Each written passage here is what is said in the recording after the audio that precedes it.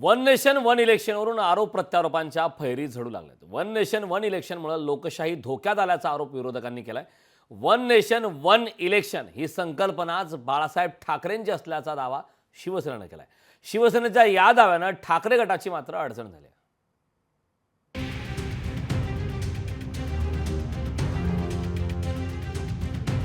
One nation one इलेक्शनच्या निर्णयावरून आता सत्ताधारी आणि विरोधकांमध्ये आरोप प्रत्यारोप होऊ लागले आहेत। वन नेशन वन इलेक्शन ही प्रक्रियाच लोकशाही विरोधी असल्याचा आरोप शिवसेना उद्धव बाळासाहेब ठाकरे पक्षाने केला आहे।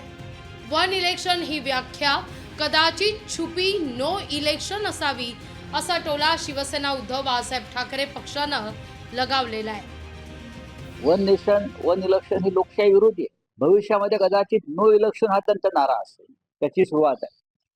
आज वन नेशन वन इलेक्शन, भविष्यात हा देशच राहणार नाही। नो इलेक्शन नो नेशन हे सुद्धा हे करू शकतात, त्याची तयारी आहे।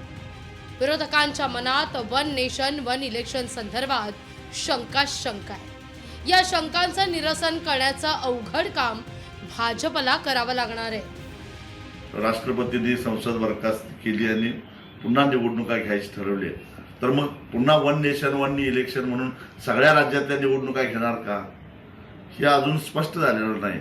त्यामुळं हे चित्र स्पष्ट झाल्याशिवाय ही भ्रामक कल्पना आहे।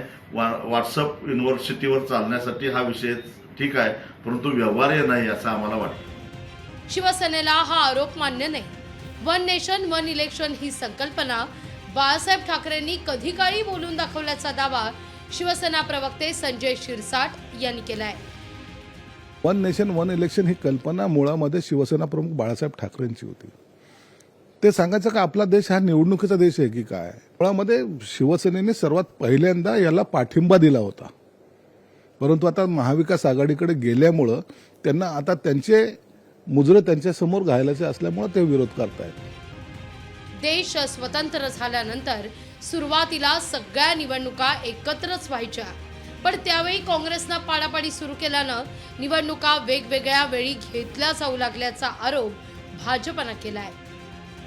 काँग्रेसच्या काळामध्ये उठसूट राज्याची बरखास्त केली गेली, असं त्या वेळेला सारखं हे बरखास्त केलं त्याची उद्या इलेक्शन, मग ते बरखास्त झालं त्याची परवा इलेक्शन, असं करून ह्या देशाचं वन नेशन वन इलेक्शनच होतं, ते तुम्ही डिस्टर्ब केलं। लोकसभा निवडणूक 4 किंवा 5 राज्यांच्या विधानसभा निवडणुका एकत्र घेताना त्याचे अनेक टप्पे करावे लागतात। अशा परिस्थितीत वन नेशन वन इलेक्शनचं शिवधनुष्य केंद्राला आणि निवडणूक आयोगाला पेलवणार आहे का, हा प्रश्न आहे। ब्युरो रिपोर्ट, लोकशाही मराठी, मुंबई। लोकशाही मराठी ऐका, पहा, जागरूक रहा।